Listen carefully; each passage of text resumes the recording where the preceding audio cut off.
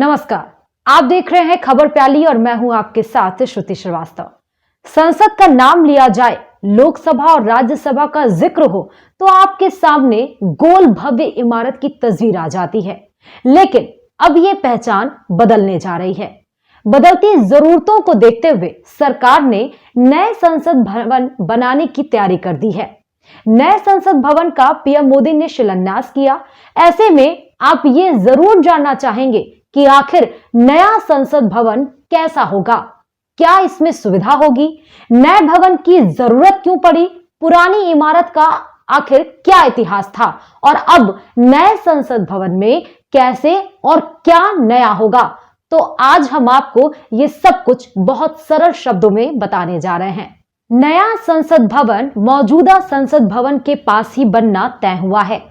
ये एक तिकोनी इमारत होगी, जबकि मौजूदा संसद भवन गोलाकार है। सरकार और अधिकारियों के मुताबिक संसद के बढ़ते काम के कारण एक नई बिल्डिंग के निर्माण की जरूरत महसूस की गई।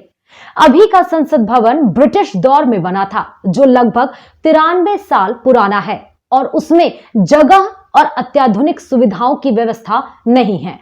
लोकसभा सचिवालय के अनुसार ऐसी उम्मीद की जा रही है कि नया संसद भवन अक्टूबर 2022 तक बन जाएगा। काम दिसंबर 2020 में शुरू करने की उम्मीद जताई जा रही है। हालांकि इसके निर्माण का मामला सुप्रीम कोर्ट में लंबित है। अदालत ने अभी केवल आधारशिला रखने की इजाजत दी है। केंद्र सरकार ने सुप्रीम कोर्ट को इस बात का भरोसा दिया कि इसमें संबंधित याचिकाओं पर जब तक सुप्रीम कोर्ट अपना फैसला नहीं दे देती, तब तक सरकार किसी भी तरह के निर्माण या तोड़फोड़ का काम नहीं करेगी। अधिकारियों के मुताबिक संसद के नए भवन में निचले सदन लोकसभा में ऐसी व्यवस्था की जाएगी कि 888 सदस्य आराम से बैठ सकते हैं। नई इमारत में लोकसभा ग्राउंड फ्लोर में होगी और वहीं नई बिल्डिंग में उच्च सदन यानी राज्यसभा के 384 सदस्य इसमें बैठ सकेंगे। ये सारे इंतजाम भविष्य में सांसदों की संख्या में इजाफे को ध्यान में रखकर किया गया है। आपको यह भी जानना चाहिए कि अभी हमारे देश भारत में लोकसभा में 543 और राज्यसभा में 245 सीटें हैं। इतना ही नहीं, नए संसद भवन की संयुक्त बैठक के दौरान वहां 1272 सदस्य बैठ सकेंगे। इसके अलावा नए भवन में सभी सांसदों को अलग दफ्तर दिया जाएगा, जिसमें आधुनिक डिजिटल सुविधाएं होंगी ताकि पेपरलेस दफ्तरों के लक्ष्य की ओर बढ़ा जा सके। नई इमारत में एक भव्य संविधान हॉल होगा, जिसमें भारत की लोकतांत्रिक विरासत को दर्शाया जाएगा। वहां भारत के संविधान की मूल प्रति को भी रखा जाएगा। साथ ही वहां सांसदों के बैठने के लिए एक बड़ा हॉल, एक लाइब्रेरी, समितियों के लिए कई कमरे, कैंटीन और बड़ी पार्किंग की जगह होगी। इस पूरे प्रोजेक्ट का निर्माण क्षेत्र 64,500 वर्ग मीटर होगा। ये मौजूदा संसद भवन से 17,000 वर्ग मीटर अधिक होगा। ये तो नए संसद भवन की बात हुई, पर सवाल ये है कि आखिर नई बिल्डिंग बनने के बाद पुरानी बिल्डिंग का क्या होगा, तो वो भी हम आपको बताने जा रहे हैं। जी हां, नए भवन के बाद मौजूदा संसद भवन का इस्तेमाल संसदीय आयोजनों के लिए किया जाएगा। पुराने बिल्डिंग के इतिहास को भी आपको जानना चाहिए तो हम आपको ये भी बता देते हैं।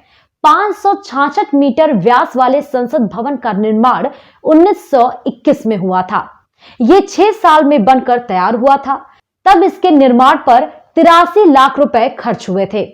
इसका उद्घाटन 18 जनवरी 1927 को तत्कालीन गवर्नर जनरल लॉर्ड इरविन ने किया था। ब्रिटिश काल के इस संसद भवन का डिजाइन एडविन लुटियंस और हर्बर्ट बेकर ने बनाया था। ये तो बात हुई हमारे संसद भवन के इतिहास की, पर जब नई और बड़ी बिल्डिंग बन रही तो सवाल ये भी है कि आखिर इस पर कितना खर्च होगा। तो हम आपको ये भी बताते हैं। नई इमारत बनाने की लागत करीब 971 करोड़ रुपए होगी।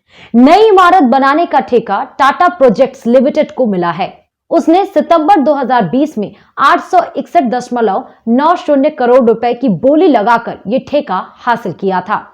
नया संसद भवन सेंट्रल विस्टा प्रोजेक्ट का हिस्सा है। इस प्रोजेक्ट का खाका गुजरात स्थित एक आर्किटेक्चर फर्म HCP डिजाइन्स ने तैयार किया है। सेंट्रल विस्टा प्रोजेक्ट की बात करें तो संसद की नई इमारत के अलावा इस प्रोजेक्ट के तहत एक कॉमन केंद्रीय सचिवालय बनाया जाएगा। वहां मंत्रालयों के दफ्तर होंगे, साथ ही राष्ट्रपति भवन से इंडिया गेट तक 3 किलोमीटर लंबे राजपथ को भी नया रूप दिया जाएगा। ऐसी संभावना भी है कि प्रधानमंत्री कार्यालय और उनके आवास को साउथ ब्लॉक के पास ले जाया जा सकता है, तो वहीं उपराष्ट्रपति के आवास को नॉर्थ ब्लॉक के पास ले जाया जा सकता है। प्रोजेक्ट के तहत उपराष्ट्रपति का मौजूदा आवास उन इमारतों में आता है जिन्हें गिराया जाना है। साथ ही नॉर्थ और साउथ ब्लॉक को संग्रहालयों में बदल दिए जाने की योजना भी है। प्रोजेक्ट के तहत केंद्रीय सचिवालय बनाने के लिए उद्योग भवन, कृषि भवन और शास्त्री भवन की इमारतों को तोड़ा जा सकता है। संसद भवन के साथ ही जिस दिल्ली को नया लुक देने की कोशिश की जा रही है, उसका इतिहास भी आपको जानना चाहिए, तो हम आपको ये भी बताते हैं कि अनंगपाल तोमर से लेकर नरेंद्र मोदी तक कैसा रहा दिल्ली में सल्तनत का सफर। कई बार बनी और तबाह हुई दिल्ली का पहला प्रमाणिक इतिहास 8वीं शताब्दी से मिलता है।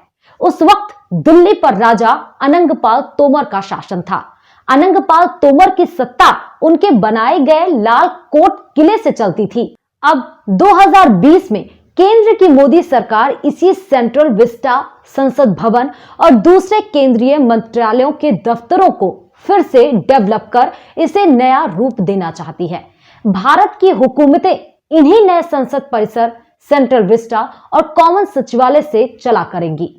खबर प्याली में आज के लिए बस इतना ही। इतिहास और ऐतिहासिक के पन्नों को कुछ और टटोलेंगे, तब तक के लिए दीजिए इजाजत।